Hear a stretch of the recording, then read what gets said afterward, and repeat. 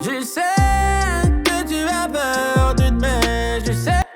Salut les amis, je vous dis bienvenue pour cette nouvelle vidéo qui est la troisième de la série où nous allons aborder la technique de mixage de la voix par Jason Joshua. Celle-là, elle était très attendue. J'ai été sollicité sur Instagram par certaines personnes qui m'ont demandé à quand je vais publier la vidéo sur la technique utilisée par Jason Joshua pour mixer les voix. Donc, la voilà. Dans cette vidéo, nous allons voir les plugins que Jason Joshua utilise de manière omniprésente sur ses pistes vocales. Quels sont les concepts qui sont derrière l'utilisation de ces plugins-là? Quel est le principe? Comment il explique cela? Juste avant d'aborder ces éléments, je vous invite à vous abonner à ma chaîne si vous ne l'avez pas encore fait et cliquez sur la cloche de notification pour être averti de ma prochaine vidéo. Rentrons sans plus tarder dans le sujet. Nous voilà sur ma session. C'est ma chanson qui est sortie il n'y a pas longtemps. Je vous invite à aller l'écouter, ça me ferait très plaisir. Donc, qu'est-ce que Jason Joshua utilise comme principe, comme technique pour mixer ses pistes vocales? Petite précision, j'ai enregistré ces voix chez moi. C'est pas super bien traité acoustiquement et mon micro il est pas non plus de très grande qualité. J'ai pas de très grands équipements. Cela dit, j'ai atteint des résultats intéressants, pour le coup satisfaisants avec le niveau de matériel que j'ai en appliquant les techniques de Jason Joshua. Donc tout d'abord, il faut préciser que Jason Joshua, quand il fait le mixage de ses voix, il va classer les différents types de voix, les différentes sections des performances et les regrouper ensemble. Par exemple, sur le premier couplet de la chanson, il aurait pu, selon le besoin, disséquer différents éléments de cette piste. Par exemple, ici, s'il y avait besoin de corriger avec un equalizer cette partie-là sans affecter le reste de la performance, il l'aurait mis sur une piste individuelle pour faire la correction en question. À chaque fois qu'il aurait des voix qui font des choses assez différentes, il les met sur une piste individuelle pour faire des corrections appropriées. Toutes ces pistes vont être encore une fois regroupées dans une piste auxiliaire particulière. Donc on va avoir des pistes qui sont regroupées du fait de leur similitude, soit dans la sonorité ou la performance. Qu'est-ce qu'il y a sur cette piste de voix? On va écouter une section de ma chanson. Je vais désactiver tous les effets reverb et delay sur la voix. On va donc écouter la piste sans aucun effet appliqué dessus. Je sais que tu as peur de demain. Voilà, ça c'est la piste sans effet. Le premier plugin qu'il va utiliser, c'est ce plugin de Pro Tools qui va lui permettre d'ajouter un petit peu de distorsion, un petit peu de saturation sur la voix. Et parfois, il va beatquasher aussi la voix selon le besoin, selon le mix. Par exemple, il a beatquasher la voix de The Weeknd dans la chanson Call Out My Name, je crois. Et donc, il fera ça selon le besoin pour donner cette sonorité vintage qu'on perd de nos jours avec des enregistrements qui deviennent beaucoup plus digitalisés. Et donc, pour redonner un petit peu de caractère, un peu de sonorité vintage à la voix, il utilise ce plugin-là. On écoute ce que ça fait. Je sais que tu as peur. On exagère un peu la distorsion. Je sais que tu as peur de demain, je sais. Donc l'idée ici, c'est pas de détruire totalement le signal, c'est surtout d'ajouter un petit peu de caractère. Et donc c'est pour ça que lui, il va simplement rester aux environs de 0.6, 0.8. Et selon le besoin, il pourrait ajouter un peu de saturation, un petit peu de bruit. Ici, pour ce mix, j'ai simplement ajouté un peu de distorsion. Le deuxième plugin, c'est ce compresseur de Wave, le Airvox. C'est un compresseur qui permet à la voix d'être au devant du mix pour éviter que la voix soit noyée dans l'ensemble de l'instrumental, dans l'ensemble des effets qui seront appliqués ultérieurement ou qui seront appliqués sur la voix. Je sais que tu as peur de demain. Avant. Je sais que tu as... Et après. Je sais que tu as peur de... Le troisième plugin, moi je ne vais pas en parler beaucoup, je vais plutôt vous afficher les réglages qui sont sur les différents points. Donc avec ces réglages, il diminue ce qu'on appelle l'effet de proximité lors de l'enregistrement de la voix. C'est-à-dire que quand on fait une performance beaucoup trop près du micro, il y a l'effet de proximité qui est souvent désagréable dans le mix. Donc il utilise donc ce plugin et avec les paramètres ici qui sont les paramètres que j'ai reproduits à l'identique de ce qu'il avait sur la voix de Rosalia dans la chanson Malamente. Et je vais vous afficher un par un les différents points. Voilà le point 1. Je vous laisse recopier si vous voulez le réglage. Le point 2. Voilà. Le point 3. Et le point 4. Donc ici, c'est l'endroit le plus important de ce réglage parce que ça permet ici de diminuer les fréquences mid qui sont trop présentes quand on enregistre une voix beaucoup trop près du micro. Et donc c'est pour ça qu'ici la diminution est beaucoup plus considérable que sur les autres points de la plage de fréquence. Voilà, on va écouter ce que ça fait. Je sais que tu as peur de demain, je sais que tu as du chagrin, moi.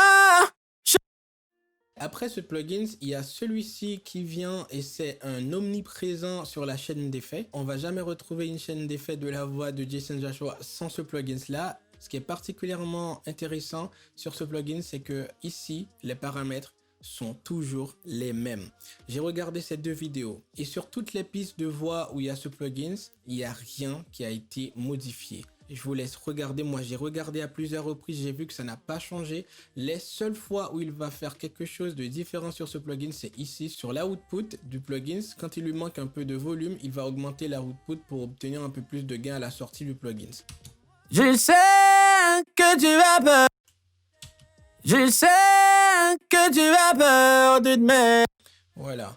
Ça, c'était le avant et le après. Donc, pourquoi ce plugin? Ce plugin, c'est un multiband compresseur qui lui permet d'avoir un certain contrôle sur les fréquences mid de la voix. Parce que ce sont des fréquences, quand elles sont trop mises en avant dans le mix, ça donne la perception d'une voix qui est cachée dans une sorte de boîte et c'est pas agréable. Et donc ça lui permet de contrôler ses mouvements de dynamique au niveau de ces fréquences-là. Comme ça, il évite d'avoir une voix qui sursaute de temps en temps. Ça permet à la voix de rester vraiment en contrôle, surtout au niveau de ses fréquences mid. Et c'est d'ailleurs pour ça qu'il change pas vraiment les paramètres dessus. Et l'autre omniprésent sur cette chaîne d'effets, c'est ce plugin CLA Vocals de Wave. Donc c'est un plugin qui a été conceptualisé par l'ingénieur mixeur Chris Lord RG, qui est un excellent mixeur. Il a conceptualisé ce plugin qui reproduit la sonorité, le caractère des voix que lui, il a l'habitude d'obtenir dans ses mixages. Jason Joshua en a parlé, il a une grande admiration pour cet ingénieur et surtout pour ce plugin là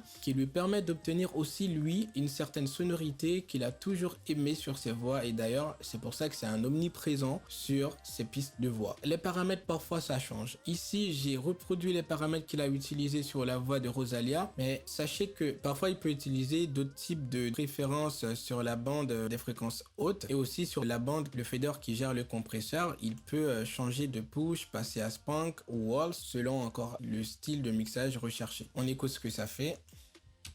Je sais que tu as peur de demain, je sais que tu as du chagrin. Donc comme vous pouvez l'écouter, ça donne un peu plus de brillance à la voix. Ça vient éclairer un peu plus les fréquences aiguës de ma voix et ça donne une sonorité un peu plus moderne sur la voix. En tout cas, c'est ce que moi j'ai remarqué, c'est très agréable, c'est pour ça que je l'ai gardé. Petite précision encore une fois, si vous utilisez cette technique et que vous trouvez que l'effet produit n'est pas agréable, et il préconise toujours d'écouter, c'est par l'oreille qu'on arrive à faire un bon mixage. Si ce que vous entendez ne sonne pas bien à vos oreilles, il n'y a aucun intérêt à le garder. Après, il faut avoir une grosse confiance en ses capacités auditives pour vraiment faire la différence entre un son qui est agréable et un son qui est désagréable. Voilà, avant tout, il faut écouter et si vous appréciez, vous gardez. Si vous n'appréciez pas, vous n'êtes pas obligé de garder. Dans mon cas, j'ai apprécié, j'ai aimé ce que ça faisait, donc je l'ai gardé. Voilà, il y a les 3 Amigos. C'est une série de multibandes compresseurs C6 de Wave qu'il utilise pour tamiser des fréquences désagréables qui interviennent à certains moments de la performance. Il y a l'Amigos numéro 1. C'est comme ça qu'ils les appellent, les 3 amigos ou les 3 amis. Il y a l'amigo numéro 1 que je vais afficher ici, l'amigo numéro 2 et le numéro 3. Voilà. C'est quoi le principe, c'est quoi le concept derrière l'utilisation de ces 3 plugins? Donc l'idée, c'est de repérer certaines fréquences qui sursautent au niveau de la voix à certains moments et de les avoir sous contrôle. On va dire que c'est le même principe qu'il utilise avec le plugin Mac DSP, sauf qu'avec les 3 amigos, il va être dans une opération chirurgicale. C'est-à-dire qu'il va aller vraiment sur la sélection précise des fréquences désagréables pour les tamiser, les avoir sous contrôle. C'est ça l'idée derrière ces 3 amigos. Donc bien entendu, entendu, il l'a dit lui-même, on peut effectivement atteindre l'effet recherché avec un autre plugin comme le Procure Tree de FabFilter par exemple, qui est un excellent plugin qui pourrait atteindre le même résultat. Sauf que lui, comme il a l'habitude d'utiliser ces plugins et il le fait depuis très longtemps, il obtient toujours les résultats qu'il cherche. Donc comme on dit, on ne change pas une équipe qui gagne. Parfois, il va en utiliser que 2. Donc ça m'a aidé à tamiser certaines fréquences désagréables. Alors j'en ai utilisé 3. Voilà. Je sais que tu as peur de mais je sais que tu as du chagrin, moi. Par exemple, si on prend l'Amigos numéro 1, on va voir ici sur le numéro 1 ce que j'ai essayé de tamiser dans cette partie-là de la voix.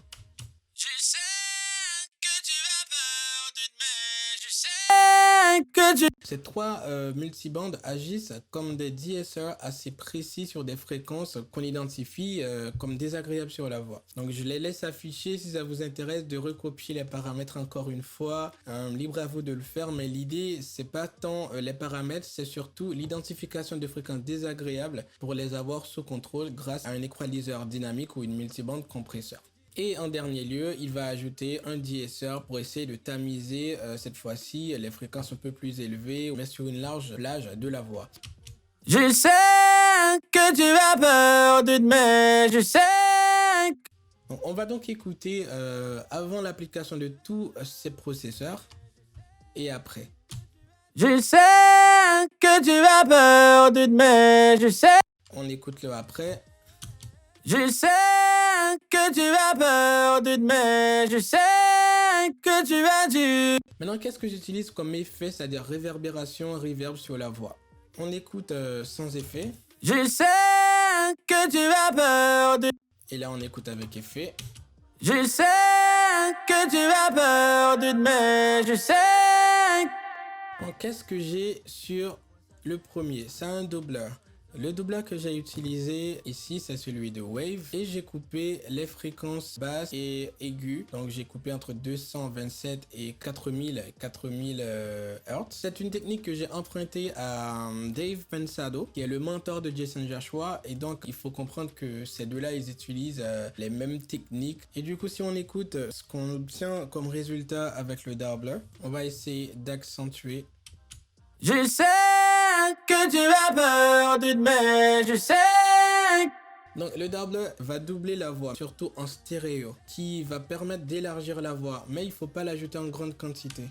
Je sais que tu as peur de mais... Voilà, il faut pas que ça soit assez perceptible dans le mix. Il faut donner l'impression d'une voix qui est grande, qui est très bien élargie, mais il faut pas que ça soit très audible. Ensuite, j'ai ajouté du délai.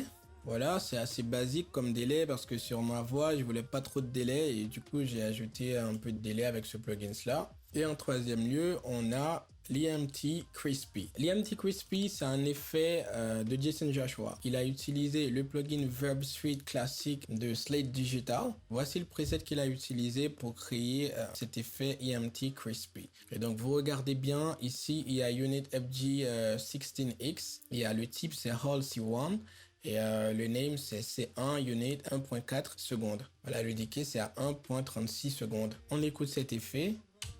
Je sais que tu as peur de mais je sais que tu as du chagrin, moi. Il a ajouté cet effet-là sur la voix de Rosalia dans le mix Malamente et j'ai apprécié la sonorité de cette reverb et donc je l'ai mise dans mon mix. Après le dernier effet que j'ai mis sur la voix, pas le dernier, l'avant-dernier surtout, c'est une reverb que j'ai composée moi-même, mais j'ai composé cette reverb en m'inspirant également de Jason Joshua. On va pas trop en parler. La dernière que j'ai mise aussi, c'est ma petite sauce, donc faut pas avoir peur de mettre sa sauce. Ici, c'est également un effet, mais c'est surtout la compression parallèle sur la voix. Et donc on va voir cette compression parallèle. C'est une technique empruntée à Dave Pensado et qui est aussi utilisée par Jason Joshua. Le principe de cette parallèle compression, c'est d'avoir une voix super compressée par ce plugin, ensuite qui passe par un limiteur, voilà, et donc on va ajouter cette compression parallèle sur la voix et on va doser la quantité selon le besoin. Donc je reprends, on ajoute un compresseur qui va très compresser fortement la voix et un limiteur pour limiter vraiment les pics après la compression. et on va ajouter ensuite selon le niveau voulu en dosant avec la voix. Je sais que tu as peur de mais je sais que... Donc c'est quoi l'idée de cette parallèle compression? L'idée c'est que on a la voix qui se baigne, c'est comme dans une mare d'effets reverb delay. Donc pour que la voix reste assez présente, il faut cette parallèle compression qui va reproduire une voix sèche, très compressée, et tous les effets de reverb et de delay vont se situer plutôt dans l'environnement de la voix pour créer cette espèce d'ambiance autour de la voix sans qu'elle soit pas pour autant noyée dans les effets. Il faut que la voix reste au devant du mix et qu'elle soit pas noyée dans l'ensemble des effets reverb, delay. Voilà, donc c'est ça l'idée. Bon, après moi j'ai ajouté un petit peu de distorsion avec une combinaison de plugins. J'ai utilisé ce plugin également pour diminuer l'effet de proximité. Vu que la voix elle est très compressée, ça ramène tout l'effet de proximité que j'avais précédemment enlevé avec ce plugin. Donc j'ai dû réappliquer ici sur la piste de parallèle compression. Et voilà, ici j'ai appliqué un equalizer pour supprimer certaines fréquences qui étaient super désagréables sur la piste parallèle. On va dire que c'est l'ensemble des techniques qui sont utilisées pour mixer cette voix, notamment des techniques de Jason Joshua et aussi de Dave Pensado. Maintenant, comment se fait le routage? Comme vous l'aurez compris, il groupe selon leurs particularités toutes les voix dans des pistes appropriées, dans des pistes dédiées, mais toutes ces pistes sont envoyées dans une piste auxiliaire qui les regroupe toutes. Par exemple, on a la piste VRS Lead, VRS Chorus et VRS Vary que j'ai désactivé parce que ça consommait beaucoup trop de CPU. Ces trois pistes sont envoyées dans All Leads. Voilà. Et la piste All Leads, elle est elle-même envoyée dans la piste stem All Vox. Donc dans une prochaine vidéo, j'expliquerai en détail le routage de la session, le routage un peu compliqué parce que beaucoup d'entre vous m'ont demandé comment se fait le routage des différentes pistes. Nous verrons cela dans ma prochaine vidéo. Et surtout, j'ai une surprise, je verrai avec vous également le fameux preset de l'Ozone 4 de Jason Joshua. Alors restez branchés, abonnez-vous à la chaîne, activez la cloche de notification pour être averti de la prochaine vidéo qui sortira dans pas longtemps. Donc si vous avez apprécié cette vidéo, n'hésitez pas à me le faire savoir, commenter, liker, mais surtout partager cette vidéo, ça me ferait vraiment plaisir. D'ici là, je vous dis ciao, à une prochaine vidéo.